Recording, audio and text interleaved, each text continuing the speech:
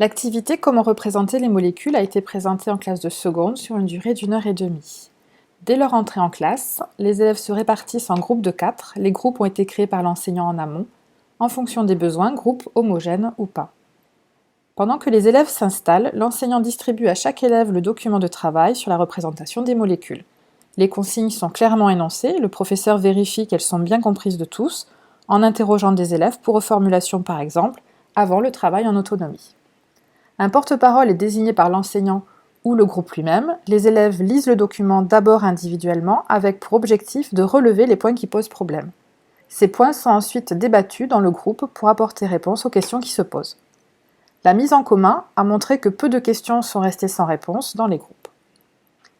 L'enseignant distribue un exercice d'application à réaliser en autonomie, 4 exercices pour 4 élèves. Le groupe est invité à s'organiser pour apporter une réponse aux 4 exercices.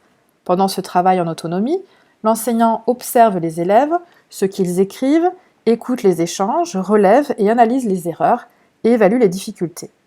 Pour les plus rapides, un exemple supplémentaire est proposé. La correction proposée juste après l'activité cible les erreurs relevées par l'enseignant et apporte une remédiation adaptée.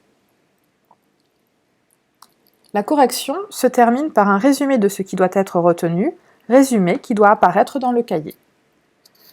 Une nouvelle activité est proposée pour réinvestir les notions vues et introduire une nouvelle notion, l'isomérie. Cette activité est menée de la même façon, travail individuel en groupe suivi d'une correction axée sur les erreurs.